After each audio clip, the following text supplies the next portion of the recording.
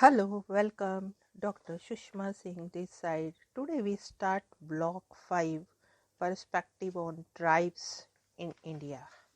Unit 17 tribe, territory and common property resources. The notions of territory and common property resources are very closely associated with the notion of tribe. In fact, one cannot think of tribes, at least in the classical sense, without their being identified with territories that have sustained them from time immemorial. Tribes are also known for practicing common property resources, which among others provides livelihood and binds them socially and emotionally. Thus, we see the notion of commons and tribes as inextricable linked with each other. In fact, commons is one of the significant features in the lives of tribes. Therefore, we shall look at the concept of commons and related aspects with special reference to tribes in India. But what does commons mean? The term commons is not easy to define. It is neither private property nor public property. Neither is it a commercial farm, nor a communist collective, nor a business firm, nor a state utility, nor a jealously guarded private plot, nor national or city park. The accepted understanding is that the commons is a natural resource shared by the local community that decides who uses it and how. Our concern here is with understanding the principle that defines and determines the use of the commons with special reference to tribes in India. Now let us move to the next point, early history. The Romans distinguished between three types of property: res, private things capable of being possessed by an individual or family; res publica, things built and set aside for public use by the state, such as public buildings and roads; and res communes, natural things used by all, such as air, water, and wild animals. This was codified in the Institutes of Justinian, the grand summation of Roman law, which said, by the law of nature these things are common to mankind: the air, running water, the sea, and consequently the shore of the sea. During the Middle Age in United Kingdom, the commons were shared lands used by villagers for foraging, hunting, planting crops, and harvesting woods. In 1215, the Magna Carta established forests and fisheries as res communes, resources available to all. Several states declared in their constitutions that natural resources belong to the people and that the government acts as the people's trustee. In this understanding, commons is defined with respect to community. Beginning with the Industrial Revolution in the 18th century, when labor became a commodity and enclosures were put around land to demarcate the commons, the notion of community changed. This was the earliest form of privatization, first by the landed gentry and gradually by industrial corporates and subsequently by the two together. This alliance promoted the development through the open competitive market. Parallel to this, there evolved another path of development under the patronage of the state. These regimes differed in the way they regulated access. These worked differently in different parts of the world. Our concern is here with India. And now we move to the next point, mixed economy and the commons in India. India took the path of mixed economy. There was the private sector and the public sector. In India, the colonial state recklessly used natural resources, uprooting a large number of local communities, especially the tribal forest dwellers. After India became independent, the state and private sector continued to recklessly use natural resources. This was justified on the grounds of industrial development. Several tribal and peasant movements protested.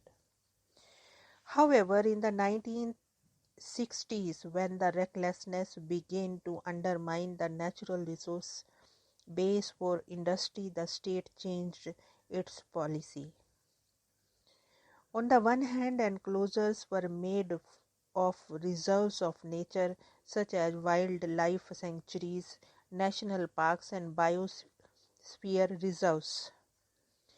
These were designed primarily to conserve biodiversity for industrial production. Further, the state allowed natural resource mining as well. On the other hand, community rights such as Nishtari rights over some natural resources were recognized in some of these reserves.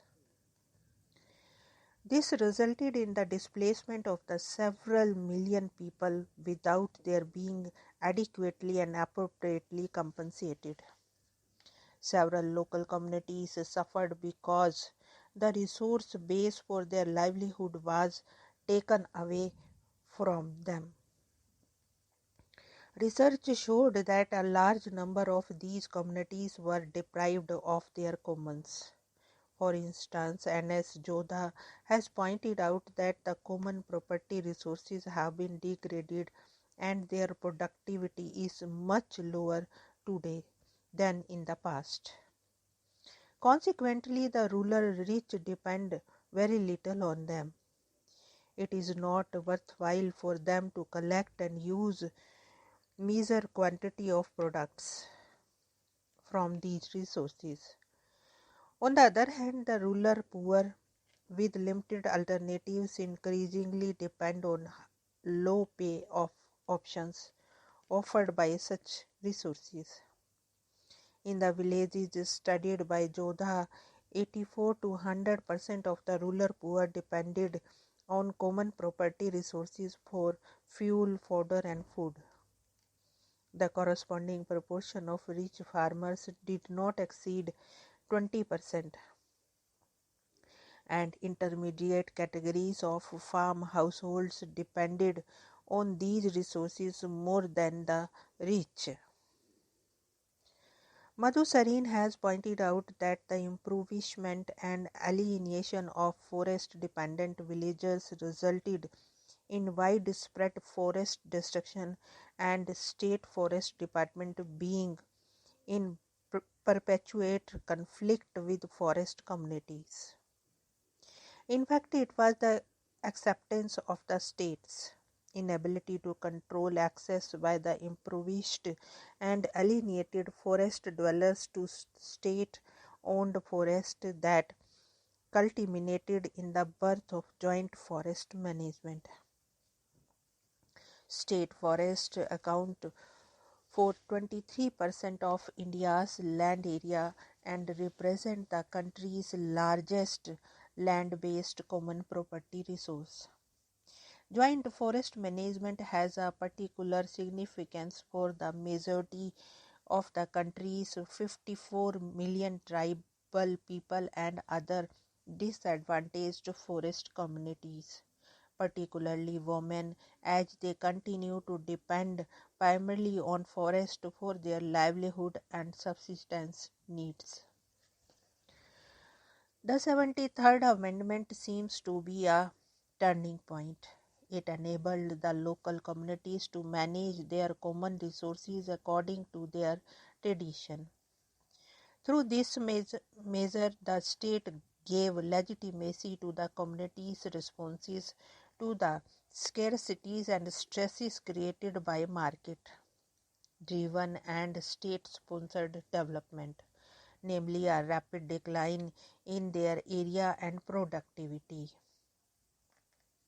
Common property resources constitute an important component of community assets in different ecological areas of India.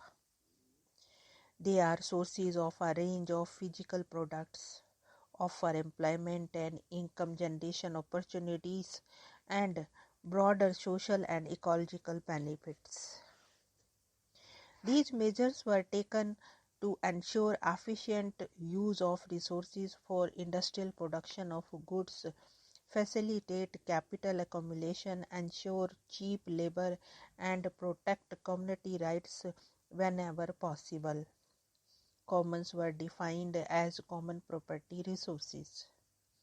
These included fisheries, wildlife, surface and groundwater ranges, and forests.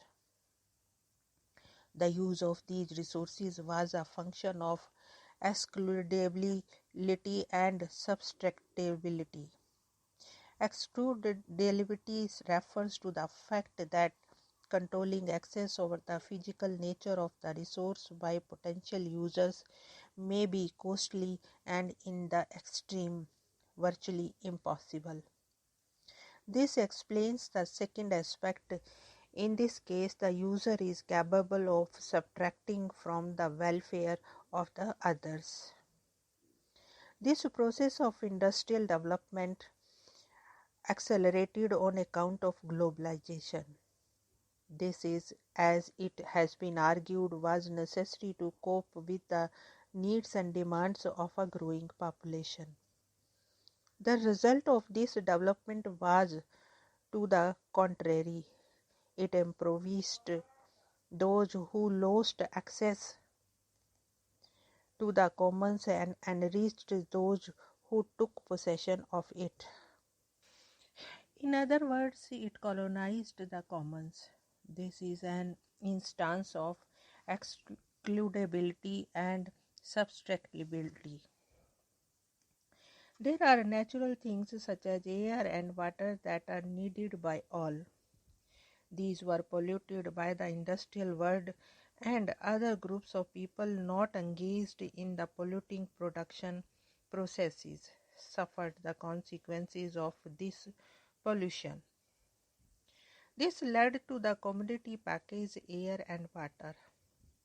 That is to say, what once belongs to many now belongs to just a few.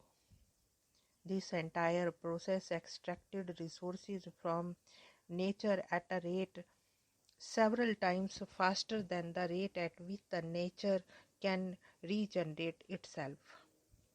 Nature has included not only natural resources in the external world but also of nature internal to human beings. This contributed to the diminishing nature's capacity for recovery and regeneration. The manifested itself in the acquired immunodeficiency syndrome AIDS. At various levels, there were AIDS patients. The susceptibility of illness increases and inner resources to deal with demands of a speed up production process depleted. In other words, our vulnerability increased. The food we ate was either not clean or it was low in nutrients. It started to affect our genetic code.